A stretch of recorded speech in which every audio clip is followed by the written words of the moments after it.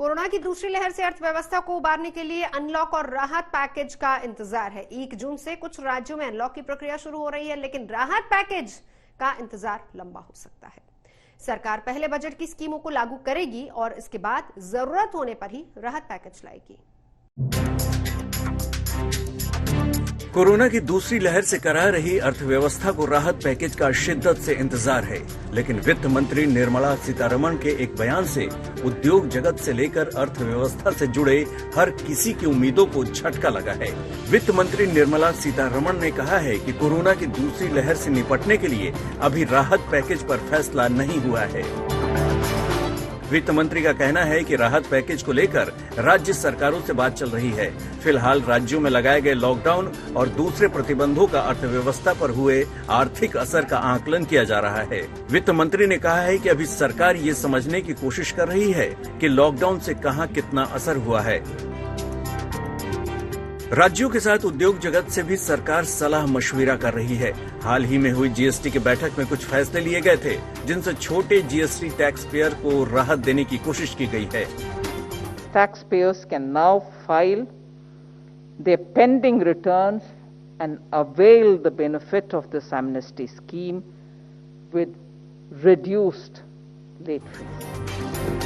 सरकार ने ECLGS 3.0 में सिविल एविएशन सेक्टर को शामिल किया है। इससे सिविल एविएशन सेक्टर को आसान और सस्ता कर्ज मिल सकेगा, लेकिन अभी तक टूरिज्म और हॉस्पिटैलिटी जैसे सेक्टर्स को राहत नहीं मिली है। ऐसे में जानकारों का मानना है कि अर्थव्यवस्था को राहत पैकेज की एक और डोज की दरकार है।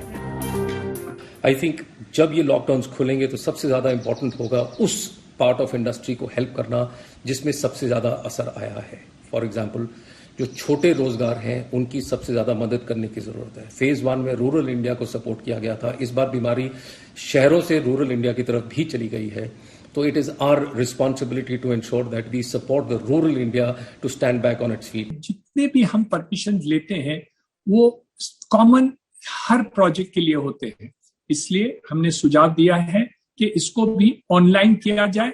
जैसे आप बिल्डिंग अप्रूवल में किया है तो वो जल्दी से परमिशन मिल जाए और बिल्डिंग्स जल्दी से बन जाए। इतना तो तय है कि अगर राहत पैकेज आया भी तो इसमें वक्त लगेगा। सरकार किसी राहत का ऐलान करने से पहले बजट की स्कीमों को लागू करना चाहती है। इन स्कीमों का असर सामने आने के बाद ही रियायत देने पर फैसला होगा। आज तक ब्यूरो। देश के एमएसएमई सेक्टर के लिए राहत की एक छोटी सी खुराक सरकार ने जारी कर दी। सस्ते और आसान कर्ज को मुहैया कराने वाली ECLG स्कीम को 3 महीने के लिए बढ़ा दिया गया है और इस बार ECLG में एविएशन सेक्टर को भी शामिल किया गया है, जिसे अभी तक किसी तरह की राहत नहीं मिली थी।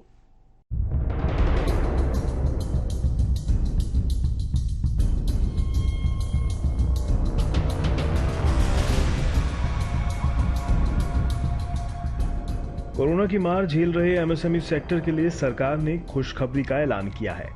सरकार ने रोजगार मुहैया कराने में आगे रहने वाले इस सेक्टर के लिए emergency credit line guarantee scheme यानी ECLGS की मियाद को बढ़ा दिया है। नए ऐलान के तहत 3 लाख करोड़ रुपए की ECLGS को 3 महीने के लिए बढ़ाने का ऐलान किया गया है। अब इस स्कीम को 30 जून से बढ़ाकर 30 सितंबर तक के लिए बढ़ा दिया गया है। या जब तक इस स्कीम के तहत 3 लाख करोड़ रुपए की रकम बतौर कर्ज दी जाती है, तब तक ये स्कीम जारी रहेगी। इस स्कीम के विस्तार की मांग एमएसएमई सेक्टर लगातार कर रहा था। हालांकि एमएसएमई सेक्टर ने जिस तरह की राहत मांगी थी वो अभी भी अधूरी है। ये सेकेंड वेव में एमएसएमईज पर काफी ज्यादा इम्पैक्ट पड़ रहा है, स्पेशली जो सर्विसेज सेक्टर में है, हॉस्पिटैलिटी और टूरिज्म में, उन पे इम्पैक्ट और भी ज़्यादा है।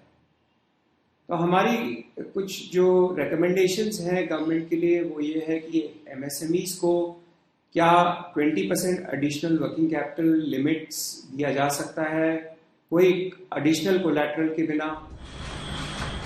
वित्त मंत्रालय ने ECLGS 3.0 के तहत कर्जधारकों को कुछ और सहूलियतों को देने का ऐलान किया है।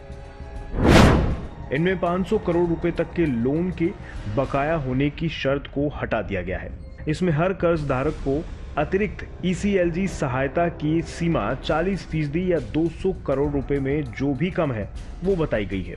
ECLG 3.0 का क्षेत्र सिविल एविएशन सेक्टर को कवर करने के लिए बढ़ा दिया गया है।